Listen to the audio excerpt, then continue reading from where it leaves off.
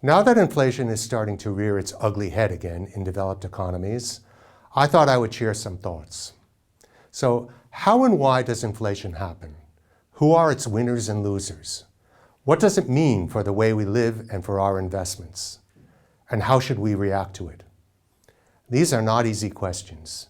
Inflation tends to occur unevenly throughout the economy. That is, it affects different things differently. And there can be significant time lags between cause and effect. This makes it difficult to figure out what will happen and when. Even though inflation eventually raises the price of everything, including how much money people make, the income side of the ledger tends to lag the expenditure side during inflationary periods.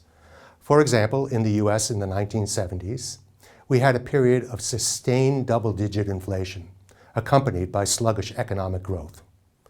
We called it stagflation. There was even something called the misery index, which combined the inflation and unemployment rates. But not everyone was miserable. I, for instance, was having a grand time.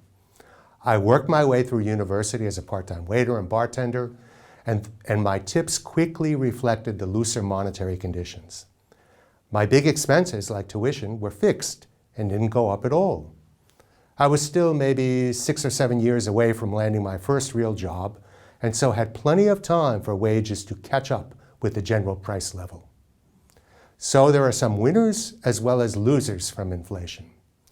Winners are people with assets that benefit, such as real estate and some stocks. And they include people with large debts, like mortgages or student loans, because they will eventually pay off those debts with depreciated dollars and pounds. But typically, there are more losers than winners. The reason is that the effects of inflation are arbitrary. I didn't deserve to benefit because I happened to have a large student loan. I was just lucky. In a healthy economy, that's not how things are supposed to work. Benefits should accrue to people and companies that do the best job of creating value for the economy as a whole.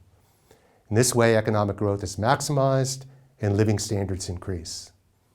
Also, if inflationary expectations become entrenched, behavior begins to reflect that fact. For example, by taking on more debt or acquiring more assets than is prudent. After a while, we end up with a period of substandard growth, just like the US in the 1970s. We've mentioned inflation's impact on some asset classes. It's usually good for real assets, such as real estate and commodities, and bad for bonds. Stocks are more of a mixed bag. Theoretically, because stocks represent ownership in productive assets like factories and intellectual property, inflation should be good, but that has not always been the case. For example, the dreaded 1970s in many markets were a terrible time for stocks. It's also true that not all companies are created equal. Those with pricing power and less exposure to input pricing pressures, usually companies with higher gross margins, should do well.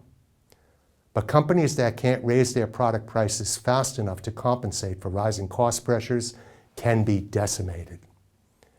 In addition, higher inflation correlates with higher interest rates and higher discount rates, so it is not good for high-growth companies, such as technology, all else being equal.